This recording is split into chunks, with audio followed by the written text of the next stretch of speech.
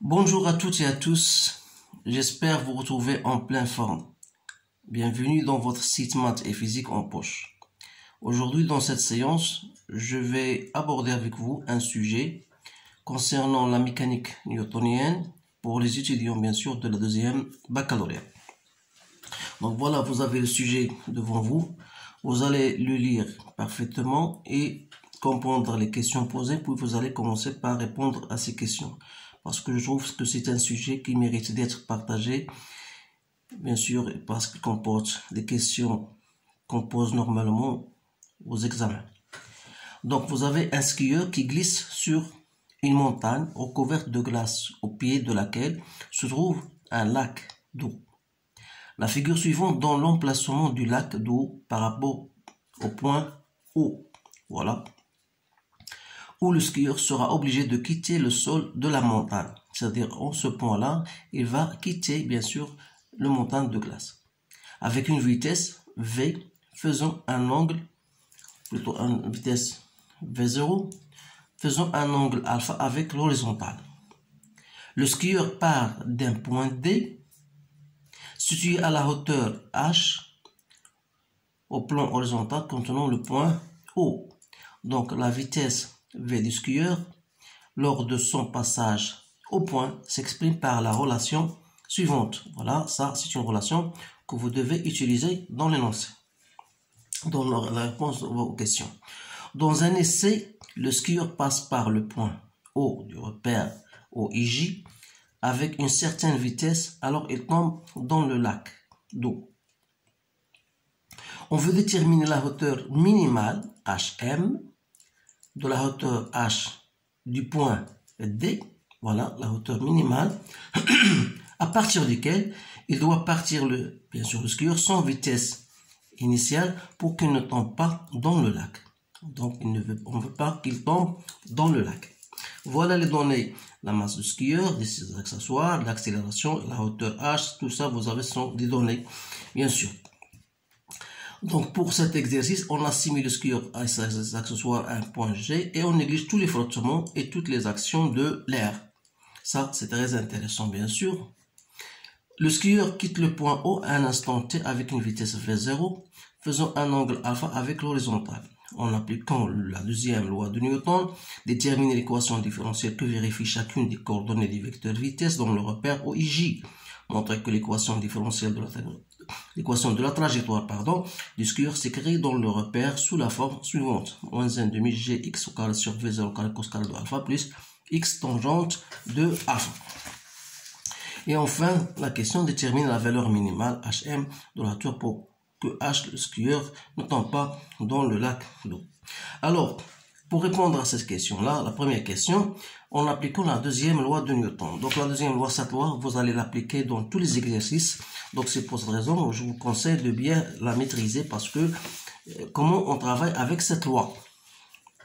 Donc cette loi vous dit que la somme des forces appliquées sur un système bien étudié, bien sûr ici le skieur, on aura égal M à A, c'est l'accélération. Donc, on va projeter, bien sûr, comme le skieur, lorsqu'il va quitter le point O, il sera soumis uniquement à son poids. C'est-à-dire que vous aurez P égale à M A. Donc, si je projette cette relation-là sur OI, le poids n'aura pas de composante, bien sûr, d'après la figure que vous avez devant vous. Le poids, c'est, donc vous avez G, donc l'accélération n'aura pas de composante. Donc on aura P, bien sûr, toujours perpendiculaire à OI. Donc vous aurez 0 égale à M AX, c'est-à-dire que AX égale à 0. Donc vous savez que AX n'est autre que la dérivée de la vitesse par rapport au temps égale à 0. Ça veut dire que la vitesse en X c'est une constante. Et cette constante, bien sûr, n'est autre que la composition de la vitesse selon l'axe OX, c'est-à-dire que Vx égale à V0 cosinus de alpha. Voilà pour Vx. Donc si je projette la relation bien sûr sur le OJ, on aura bien sûr, vous avez le poids C moins G égale à M A selon l'axe des Y. c'est-à-dire que AY, bien sûr ici vous avez M, donc AY égale A moins G, qui n'est autre que la dérivée par rapport à Y, par rapport au temps.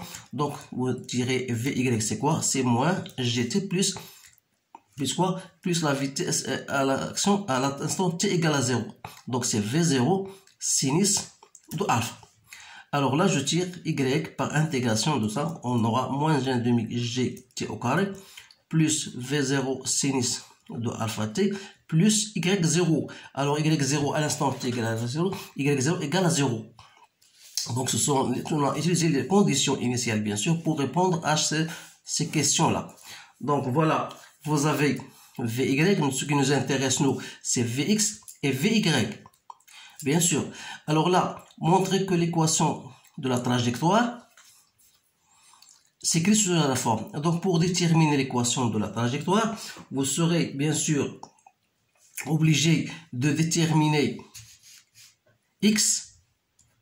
D'abord, X de t, c'est quoi? C'est V0 cosinus de alpha fois t. C'est-à-dire que t, c'est quoi? C'est X sur V0 cosinus de alpha. En remplaçant cette relation dans la Y, on aura Y en fonction de X, c'est quoi? C'est moins 1,5 G t au carré, c'est X sur V0 cos de alpha, plus V0 sinus de alpha, que je multiplie par X sur V0 cosinus de alpha. C'est-à-dire que Y en fonction de X n'est autre que moins 1,5 G sur V0 au carré cos carré de alpha X au carré plus tangente de alpha que je multiplie par X. Voilà, ça c'est l'équation de la trajectoire. Maintenant, on passe à la deuxième question. Et c'est la question la plus intéressante parce que ça nécessite bien sûr la compréhension de la question. Déterminer la valeur minimale h de m de la hauteur h pour que le skieur ne tombe pas dans le lac. Alors là, vous devez bien sûr penser à la relation qu'on vous a donnée, que la vitesse est liée à h. Qui dit h minimale dit la vitesse minimale. Donc qu'est-ce qu'il faut chercher? Il faut chercher d'abord la vitesse pour qu'elle soit minimale. Donc comment on va déterminer cette vitesse-là? On va d'abord écrire, il faut que le skieur au moins, pour qu'il ne tombe pas dans le lac, il tombe au moins au point B. Alors tombons au point B, bien sûr vous avez B, c'est quoi? Il a ses composantes. Il a une composante, voilà, sa composante selon l'axe des X, c'est égal à D. Si vous voulez, c'est la distance égale à D. Et Y de B, c'est quoi? C'est cette valeur-là, c'est-à-dire moins H. Alors là, connaissant le point B, on peut déterminer, bien sûr, Y en fonction de X. Alors dire que X, on va remplacer XP par D, et on a YB égale à moins H. C'est-à-dire, cette équation de la trajectoire devient moins 1,5 G D au carré sur V0 au carré cos carré de alpha. Facteur de quoi? De 1 sur cos carré. Donc, on va continuer d'abord. C'est bien moins 1,5 G V0 carré cos carré de X carré. Plus X, on a X, c'est D tangente de alpha égale à moins H. Donc, vous savez bien sûr que 1 sur cos carré de alpha, c'est 1 plus tangente au carré de alpha. Donc, vous pouvez, bien sûr, soit remplacer, voilà, V0 au carré. 1 sur cos carré, c'est 1 plus tangente au carré de alpha, plus D tangente de alpha égale à moins H. C'est-à-dire, vous pouvez même laisser comme ça, pour bien faciliter la tâche. Notre but, c'est de chercher cette vitesse V0. Donc, on aura V0 au carré, c'est-à-dire 1,5 G D au carré sur V0 au carré.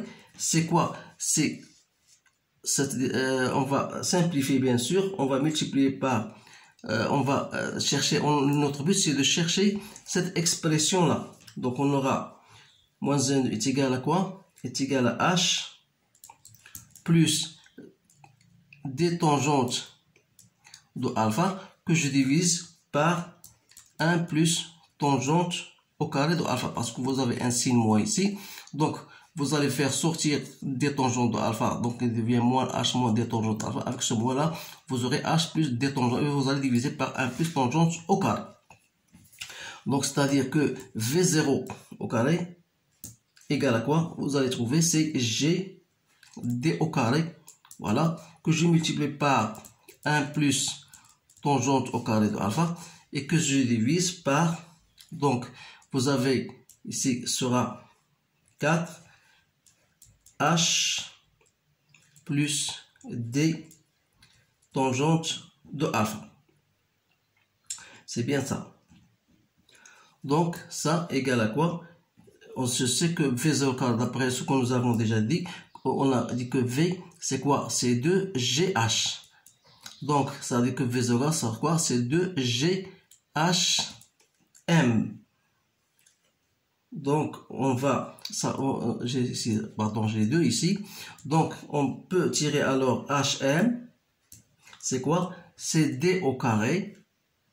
1 plus tangente au carré de alpha, que je divise cette fois-ci par 2, donc ça fait 4 h plus d tangente de alpha. Donc voilà l'expression de hm. Donc il suffit de faire l'application numérique. Donc on a d, c'est 10, donc ça fait 100.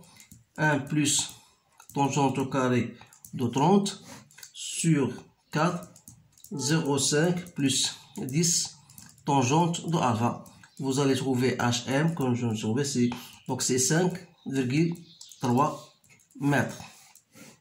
Donc voilà la valeur de hm. Donc vous savez, donc remarquez bien que c'est un exercice. La dernière question, c'est un peu difficile, donc ça nécessite un peu de travail. Donc essayez bien de répéter cet exercice 1 ou 2 fois pour maîtriser bien sûr ces données-là.